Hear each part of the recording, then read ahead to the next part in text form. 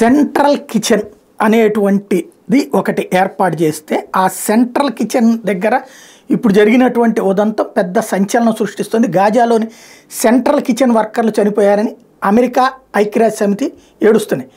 అయితే హమాస్ వాడు కిడ్నాప్ చేసి ఎత్తుకెళ్ళినటువంటి మనుషుల విడుదల మీద ఏనాడు చర్య తీసుకున్నటువంటి వీళ్ళు ఇప్పుడు సెంట్రల్ కిచెన్కి సంబంధించి తమ వాళ్ళు చనిపోయారంటూ పెద్ద ఎత్తున గొడవకి పాల్పడుతున్నారన్నమాట.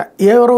ఆస్ట్రేలియా, పాలస్తీనా, పోలాండు, బ్రిటను, అమెరికా, కెనడా ఈ 7 దేశాల నుంచి వచ్చినటువంటి వాళ్ళు గాజాలో ఒక ప్రత్యేక సెంట్రల్ కిచెన్ ఏర్పాటు చేసి అందులో వంటలు వండి అక్కడ ఉన్నటువంటి వాళ్ళకి పెడుతున్నారు.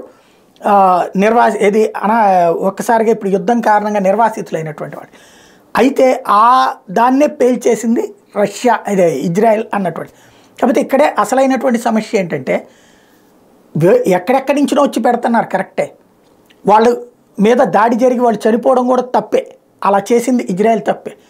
కానీ తమ వాళ్ళు 7 చనిపోతే ఇంత రచ్చ చేస్తున్నటువంటి అమెరికా ఐక్యరాజ్య సమితి మరి 150 మంది బందీలు దాదాపుగా 5 నెలల నుంచి వాళ్ళ చేతుల్లోనే ఉంటే వాళ్ళ విషయంలో అందరూ కలిసి యుద్ధం ఎందుకు చేయరు?